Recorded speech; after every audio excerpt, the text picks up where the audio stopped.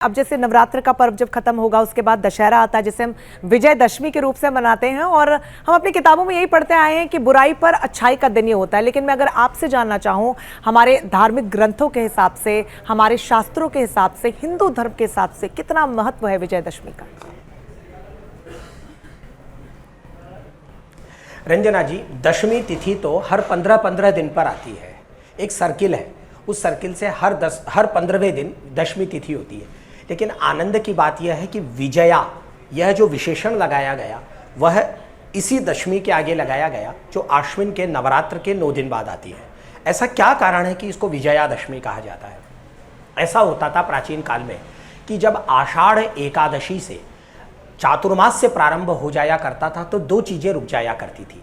एक तो संतों की यात्राएं रुक जाया करती थी और दूसरी राजाओं का सैन्य अभियान रुक जाया करते थे।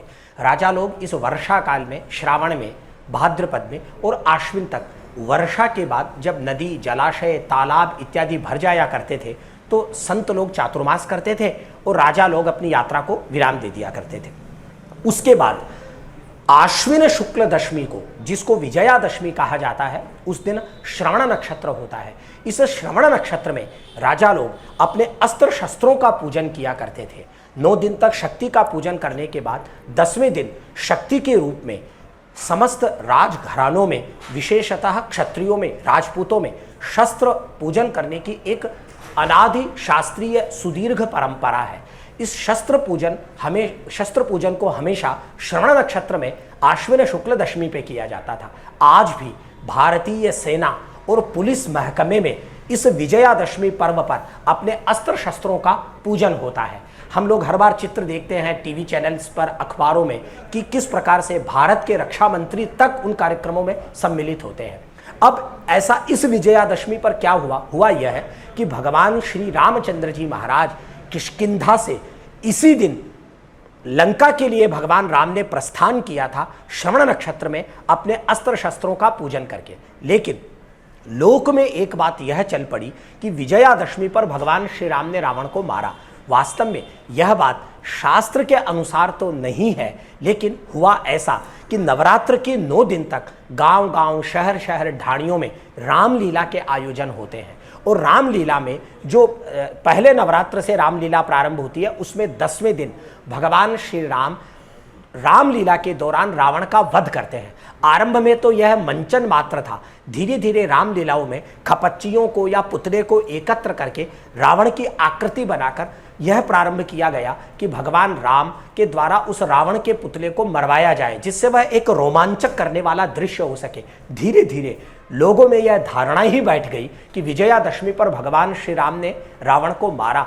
वास्तव में भगवान श्री राम ने रावण को विजयादशमी की तिथि पर नहीं माना।